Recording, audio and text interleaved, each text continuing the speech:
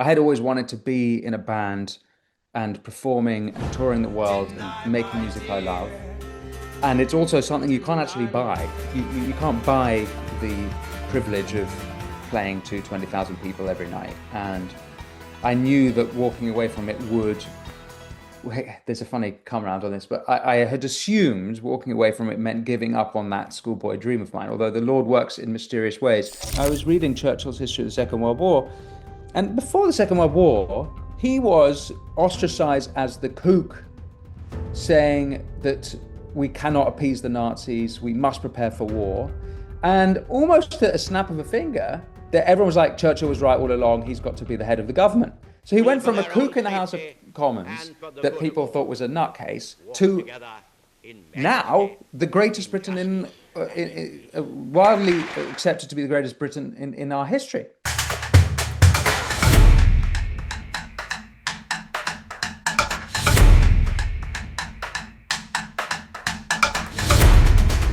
Welcome to the Viktor Frankl Podcast. My name is Rabbi Daniel Schonbuch. I'm here with my co-host, attorney Lori Fein, and today we have with us a very special guest. He is Mr. Winston Marshall. He's the former banjoist and lead guitarist of the folk rock band Mumford Sons, which he was with from 2007 to 2021. And now he hosts a wonderful podcast covering some of the most important issues of the day. Winston, welcome to the show. Thank you, Rabbi. I am so sorry about how underdressed I am for this conversation, and I only hope that people are listening and not watching, but you look fantastic. Thank you so much. And there's two things we wanted to deal with you, to talk about today with you. One is about your transformation that you went through, both politically, psychologically, let's say socially even. And two is about your fantastic podcast where you cover some of the most important issues from a conservative perspective today, including Islam in the West, Israel, and anti-Semitism. But I want to start with your transformation. And you have mentioned online somewhere, it was mentioned about you, that there were 13 members of your family who were murdered in the Holocaust.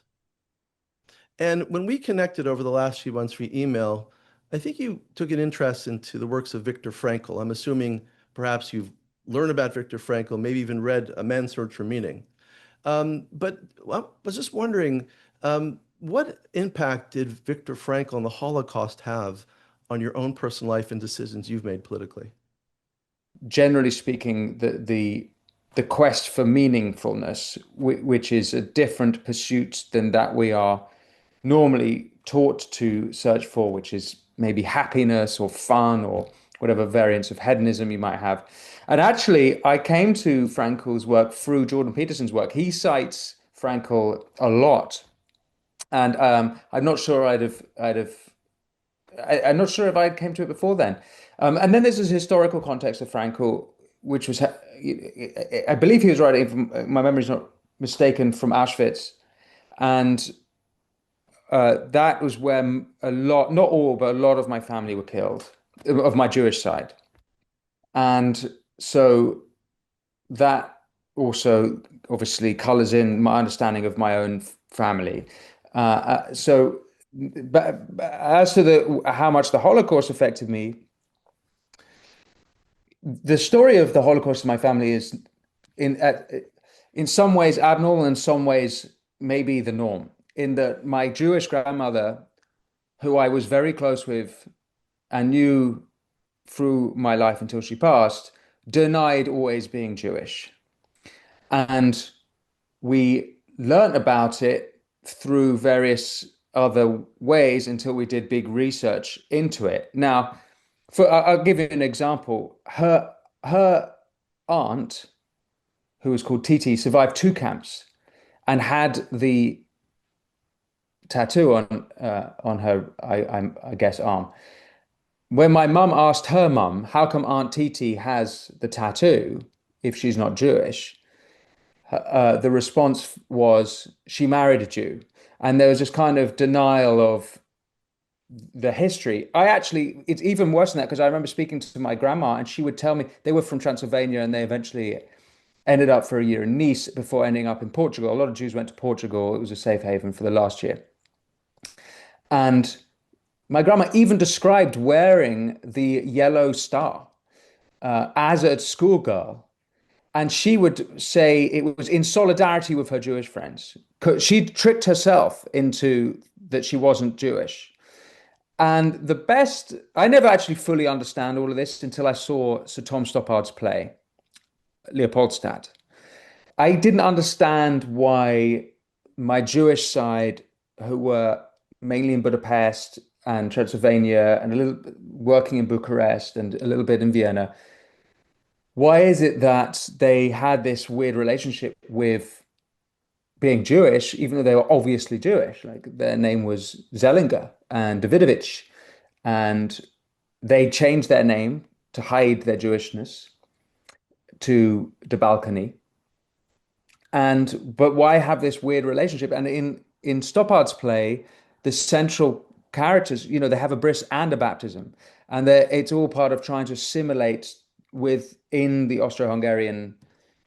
I guess that wouldn't be the Austro-Hungarian Empire; that would be pre the First World War, but it would be within the Austria and Hungary, and so that I never fully understood it until Stoppard's play, and my grandma was basically traumatized for the rest of her life. She couldn't talk about it. And even there's a whole side of my family now who, any conversation like this, they will shut it down.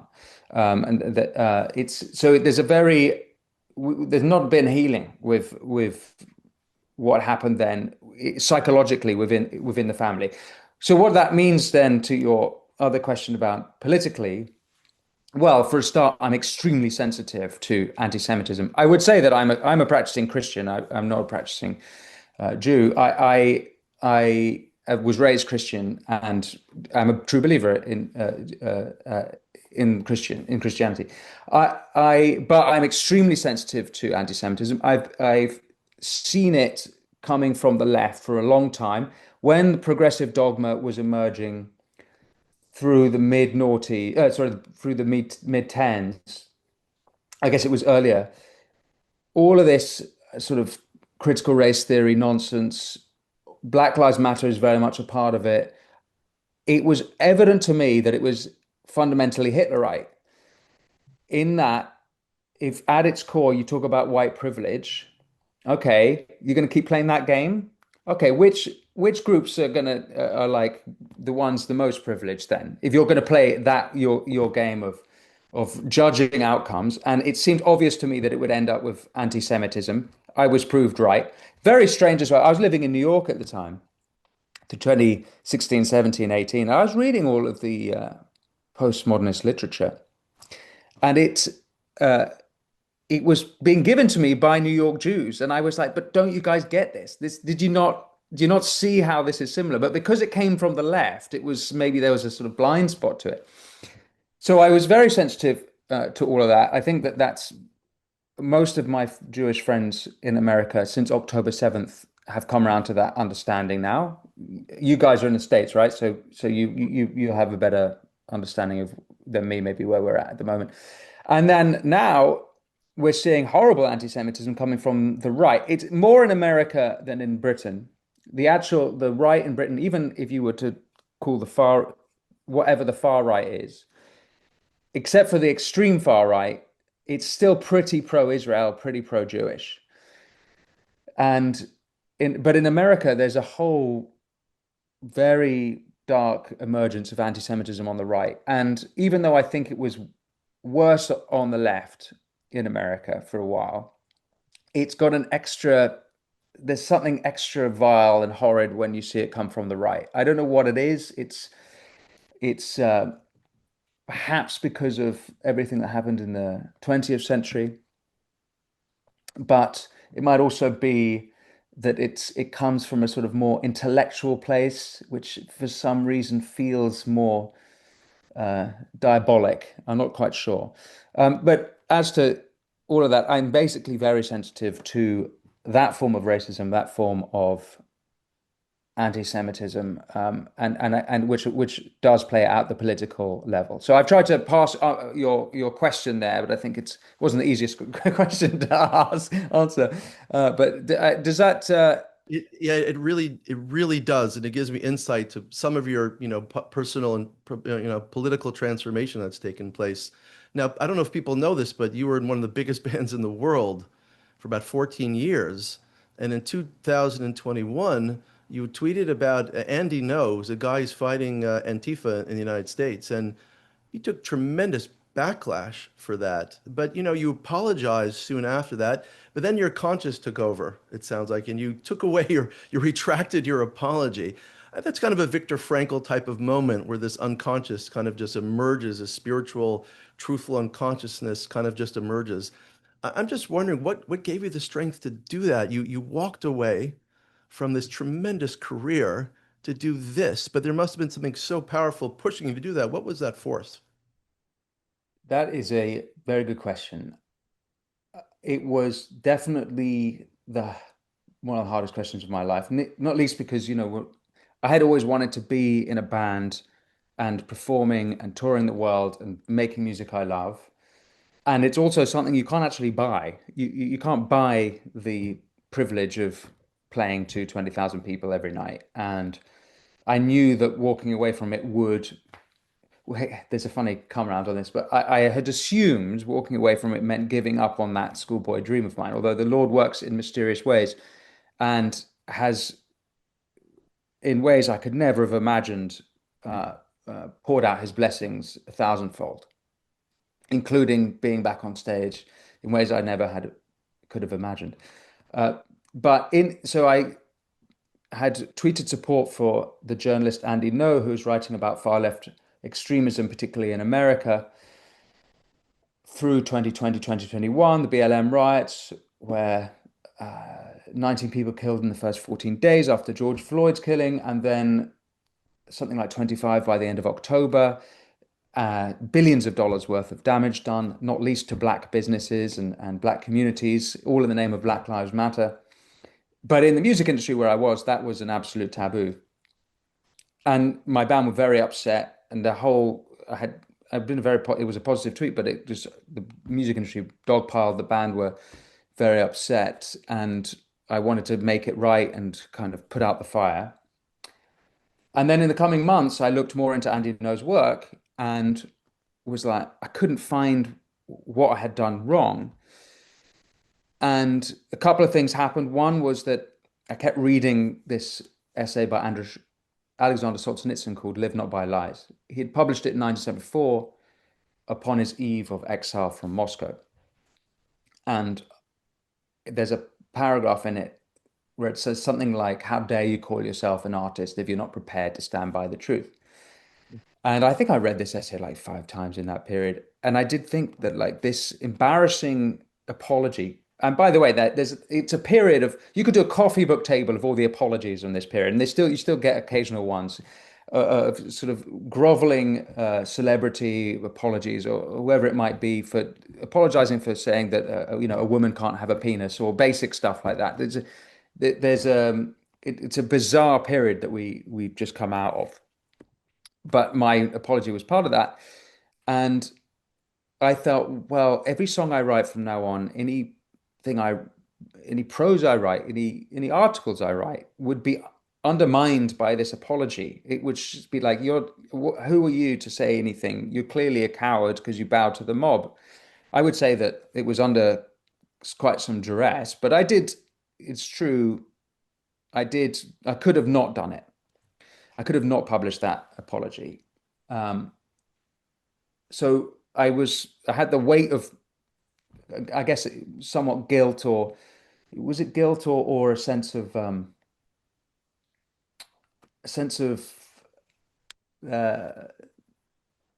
that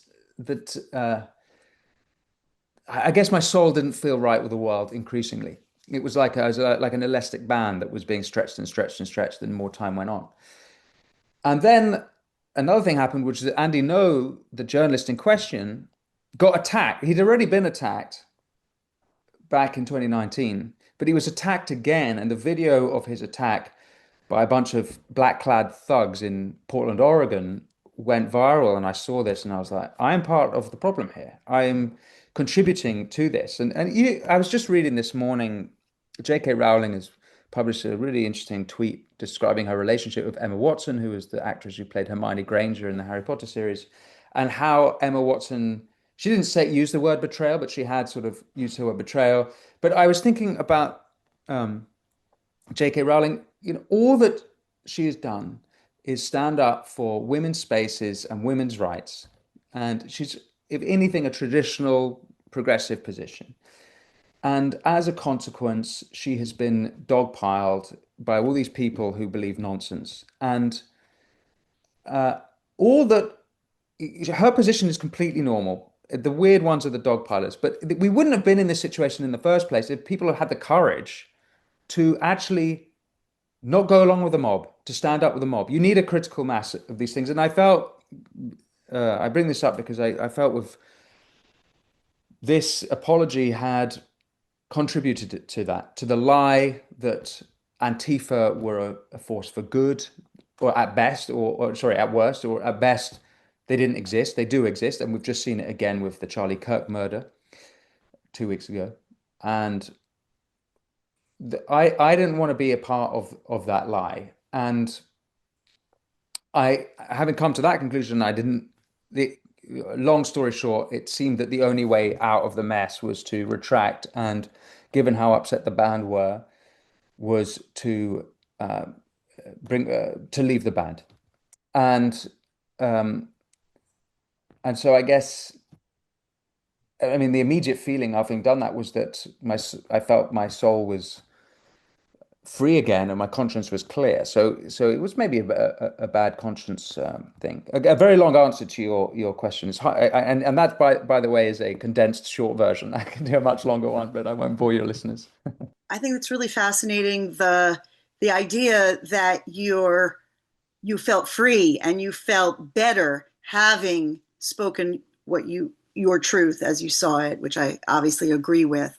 And I think that one of the objectives of our podcast is to help people understand how empowering it can be to do something that is hard, to do something that might get you canceled, ashamed, out of your friend group. I think the friends and the people close to you is often the hardest thing. So I would love to hear you talk more about that. So often when people want to say something about Israel or about the anti-Semitism, they feel constrained because their university, their friends, their neighbors all have been consuming these media lies. And I'm just curious if you could talk a little more about the positive side of taking that very difficult move.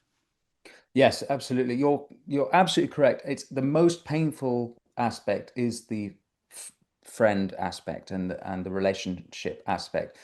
As to people not having the courage or not finding the courage to speak up, I was of the conclusion, if I, who have made money and can afford to take some time to build up a new life, if I don't have the courage to stand up for the truth, how can we expect people who are living, week to week and or day to day, and they can't. I know examples of this. It applies more to the trans issue in Britain of nurses who have been threatened of losing their job if they don't go along with this progressive dogma, which is mental on various levels, by the way. You expect a nurse to know the difference between a man and a woman. But I felt like if I can't stand by my word and the truth, then what hope is there? Now, but you're right to bring up the friend thing. That's why I bring up the J.K. Rowling thing again. And she doesn't said it, but I'm sure it's very painful for her to have been all of these young child actors who never experienced poverty like she experienced poverty, betraying her like they did. And that's a difficult thing, which, I'm not over, I would say, if I'm to be totally honest, like the experience then, like it was a painful one. But the plus side is that you will be blessed with great new friends, and the Lord doesn't abandon. And so I have indeed been blessed with friends that I could never have, deeper connections that I couldn't have fathomed beforehand. And actually, I remember when I was deliberating about leaving, I was like, okay, if I stay, then maybe, but I'd have to pretend to have different opinions than I actually have. And then who would be my future spouse? And what would my children think of me if but I would, it's kind of ridiculous to like hide what you actually think, because you can't actually have a proper relationship with anyone. So you have to be able to be free speaking. And naturally enough, I mean, it takes time, but naturally enough, you will find people that you can speak freely with. You might even be. Here's another thing about a lot of this, which is to do with the Overton window and zeitgeist. This stuff shifts very quickly. And what is unfashionable or uncool, or what today might seem like evil, very quickly can turn on its head. We've seen it most immediately with trans stuff, but I was reading Churchill's history of the Second World War, and before the Second World War, he was ostracized as the kook, saying that we cannot appease the Nazis, we must prepare for war.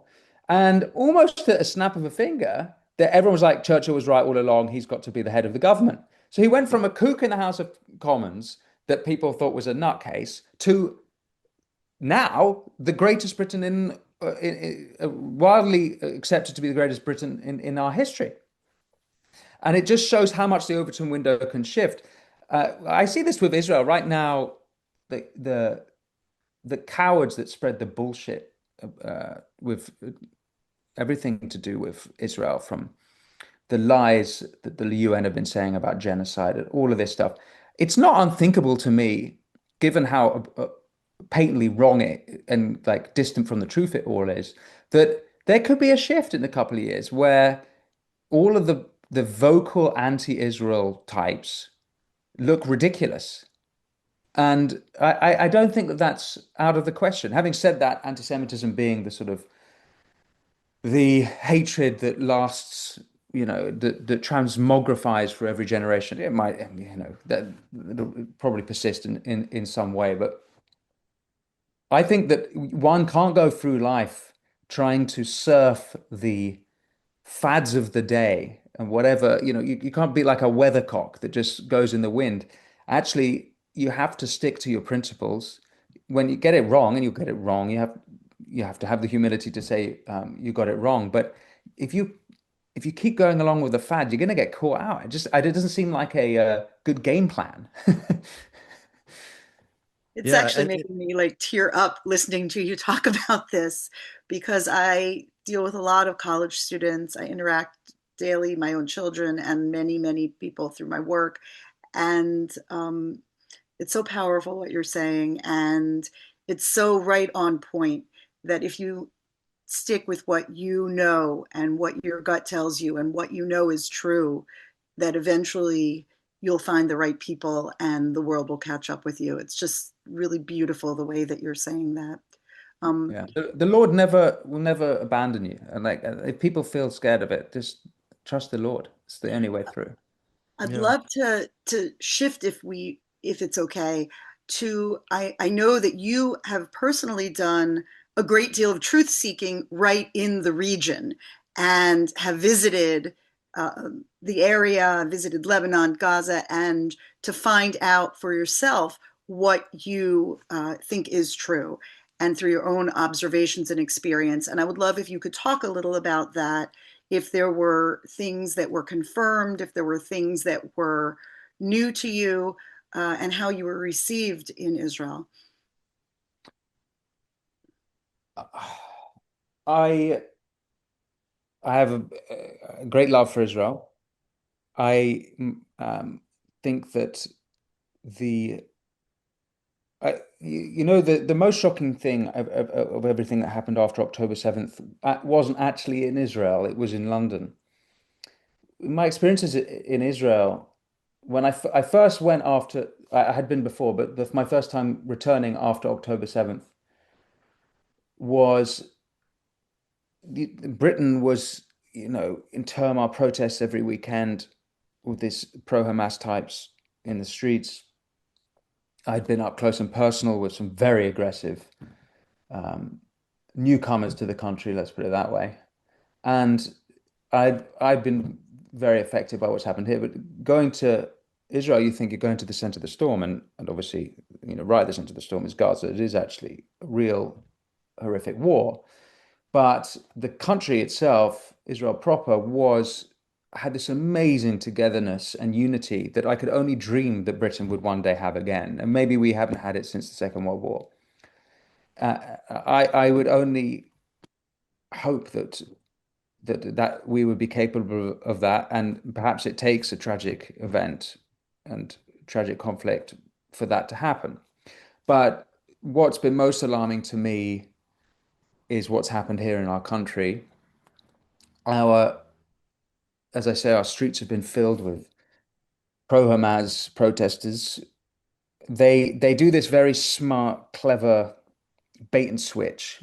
Was they make everything, they say free Palestine, as if Palestine has anything to do with this. This is a war between Israel and Hamas.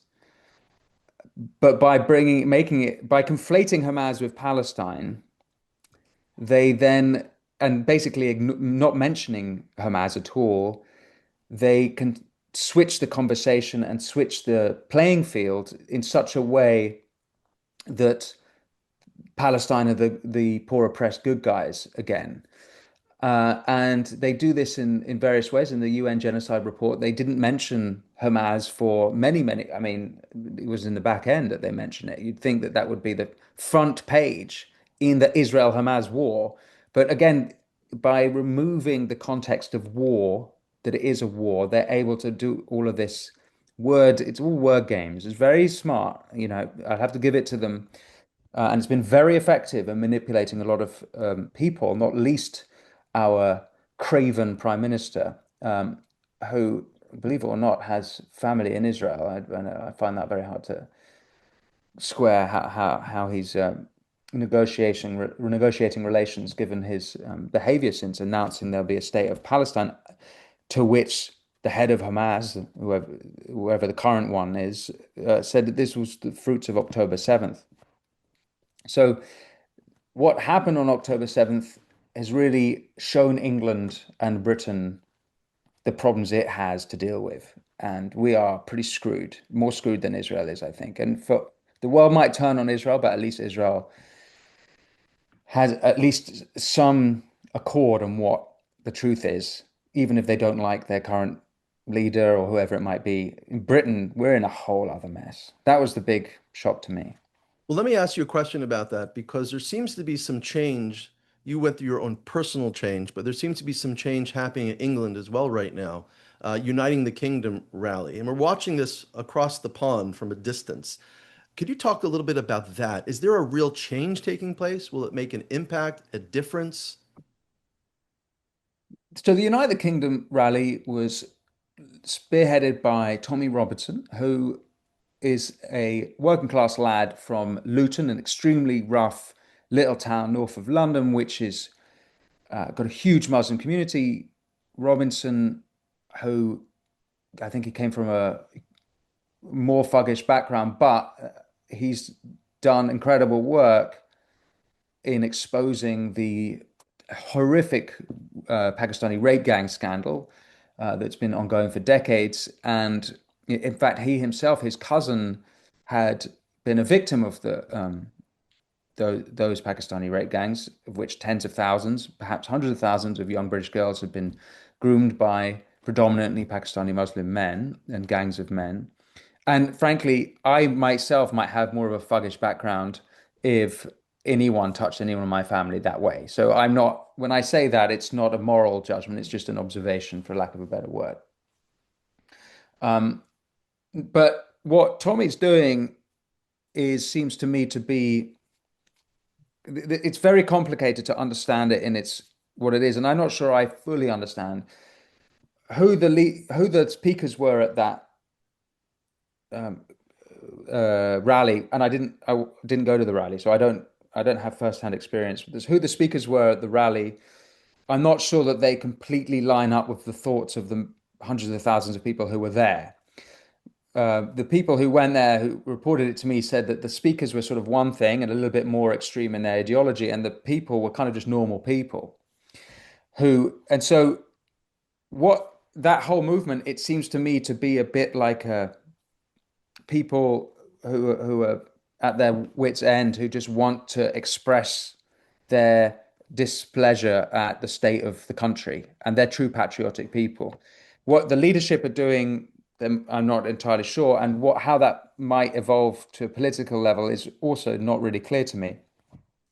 Separate to that, you have Reform, led by Nigel Farage, who are head of all the polls. I would put good money on the fact that he'll be our next prime minister, although our election won't be for 4 years. And I suspect, even though Farage and Tommy Robinson have had an ongoing feud, despite that, a lot of the people there will probably vote for Farage's Reform UK party. And so that will bring the change that we might, that those patriotic types will hope for.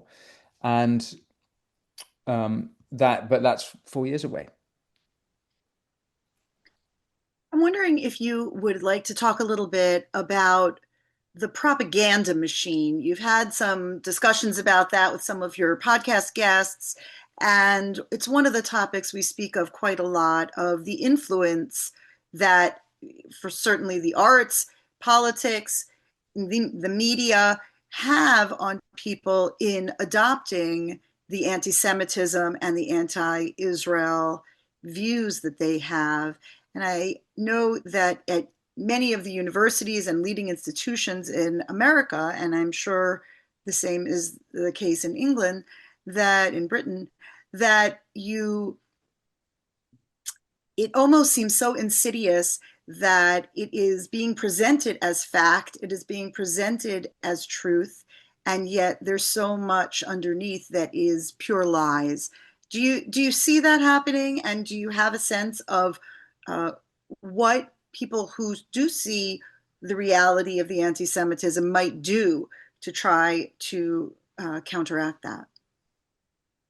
Well, yeah, I mean, there's so many lies. There's lies about the foundation of Israel. There's lies about the war that's been going on, or the quote unquote genocide, or the quote unquote famine. There's lies by omission, lies, as I've already described, by removing Hamas from the equation, and lies about what Hamas are getting up to.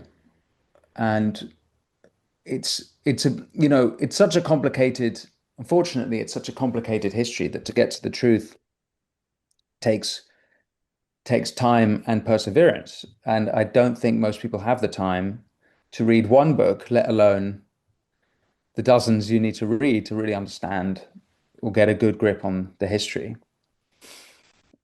Although I'd have thought something like October 7th would be obvious enough. But this is where it gets very weird, because we can look at the horrific videos of October 7th and we see one thing, and some other people see exactly the same footage and they see something completely different. So we're not dealing with truth anymore.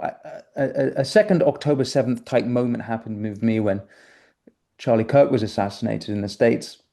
And if you I looked at some of the data, not just about how much people on the political left support political violence, which is actually, I think, the majority in America anyway, but only 10% of Democrat voters, this is just an example, think that far left ideology is behind the assassination, despite all the evidence. So this is actually more concerning, because we just don't live in the same realities anymore. It's very hard to combat misinformation when it's so distant from reality. It's almost like you don't know how to start. For example, having on the show, when this topic comes up on the show, it takes a lot of preparation with this when you're going to interview the sort of conspiratorial anti-Semite types, because they've concocted so many mental fabricated side stories that you Like can't. Tucker Carlson and Candace Owens type of woke right Well, type of yeah. Candace Owens, it's so it's so absurd. Well, she's doing literal medieval blood libel, drinking children's bloods type bollocks. But if you see, what's so frustrating is that now they force you to have the conversation on those terms, even though that it's bollocks and it's got nothing to do with the issue. A friend of mine tweeted recently. There's an old Jewish saying. It's like the real anti-Semitism that they enjoy is where they force you to empty your pockets to show that you haven't taken anything. That's what this is. It's the humiliation they enjoy in forcing you to have to deny these things. But it's ridiculous, and it's so much work. They're not interested in the truth, so they play all of these other games.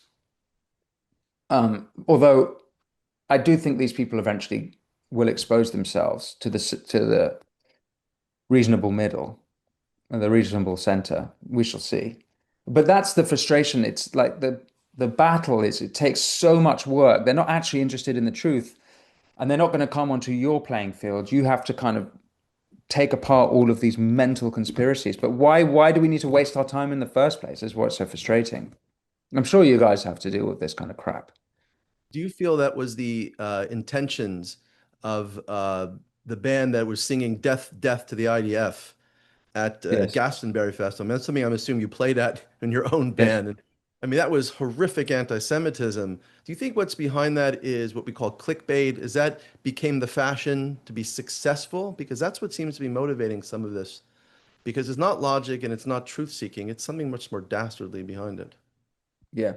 The music industry, creative industries is completely swept up into this anti-Semitic, anti-Zionist worldview. They use the term Zionist with poison in their gums. It's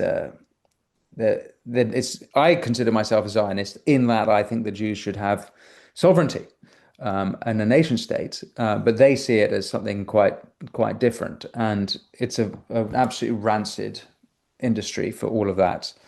And it's amazing how many still got Jewish friends in the industry, and they tell me they can't speak, they can't talk, they can't wear their Magen David. And it's a pretty sorry state. It's a pretty sorry state for Britain that Jews are leaving. Jews are leaving for Israel, leaving for other parts of the world.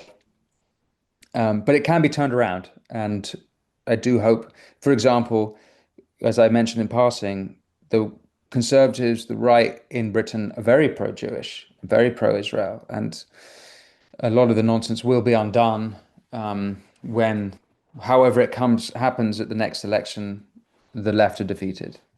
Well, we have this term that a little bit of light dispels a lot of darkness. So we want to thank you for being that light, that the story of your transformation is really very inspirational for all of us. I want to thank you for being on the podcast. Just a final question. I mean, when people start their journey, what would you recommend? You talked about going through your own transformation out of drugs and alcohol as well, and you were reading a book a day. What would you recommend to our audience would be the book that they could read that could change their life? What would you recommend? Oh, well, it's the good book, obviously. Besides the good book, one more written more recently. What would you say? That's a difficult question. I don't know how to answer that. I think oh goodness gracious. You've got me on the spot. What's inspired you, let's say? I know you mentioned Alexander Solzhenitsyn, who I also find extremely inspiring. I recently completed the Gulag Archipelago, which was quite a project. Yeah. And one thing that I've noticed is your sense of humor, and the fact that Solzhenitsyn's humor, I think, saved him a great much. It comes through a great deal in that book. Are there other books? I know that you've been inspired by so many of your podcast guests as well. Well, at the moment, I mean, maybe it's easier to answer what I'm reading at the moment. I'm rereading Benny Morris and his book 1948. I had him on the show. I'm a great admirer of his. I'm reading a British historian called Corelli Barnett, who looks at what happened to Britain after the Second World War and why it sort of all fell apart. I do believe everything sort of fell apart in that period. One book that's inspired a lot of my current thinking, and I did have him on the show, is a guy called Rusty Reno, or R.R. Reno, who wrote a book exploring what this populist movement, worldwide populist movement is. And for me, it answers a lot of questions. And why it's relevant maybe to this conversation is he puts it a lot back to Karl Popper. And there's a lot of philosophers after the Second World War, Karl Popper perhaps the most famous of them, trying to deal with the noble problem of never again. And in so doing, came up with a bunch of philosophy that has done a lot of damage. And so Karl Popper, for example, The Open Society and Its Enemies, which he published in 1944, was his war effort. He's an Austrian Jew, but he emigrated to New Zealand, and he creates this dichotomy of the open societies, the good societies, the liberal, where there's free speech and there's democracy, and the bad societies is where there's fascism, Nazis. Now, we agree so far, but what he also does in this dichotomy is he puts in nationalism and religion. And so this kind of anti-nationalist, globalist worldview, and this dichotomy that he creates, I think, is the seed of a lot of the problems we're facing now. It's why J.K. Rowling gets called a Nazi, as if Nazism has anything to do with her opinions on women's rights. It's ridiculous. So Rusty Reno, that's my recommendation for now. All right. Great. It's very interesting what you say. I think that there's quite a lot of, I think that one of the things that we struggle with is if you take away structure of religion and nation, is there some deep human need that needs to be fulfilled? And if you don't replace it with anything, if there's no other alternate, it's one thing to have a society that accepts multiple views, multiple systems of truth, but to have no system at all to find the truth, and to have no structure whatsoever, is, I think, allows people to just dig into their the worst side of humanity and our worst emotions, and leading ourselves away from a place that is positive. So I think that it's very powerful what you just said. Thank you. Yeah, I agree with that. Well, thank you so much for having me on your fantastic podcast. So much. We'll be in touch. Thank you I'm glad so we much. made this happen in the end, but it seems like we're all across the world. So I appreciate it very much. Okay, Winston, thank you so much. So honored. Thank you. Stay in All right. touch. You Thank will. you. Bye-bye.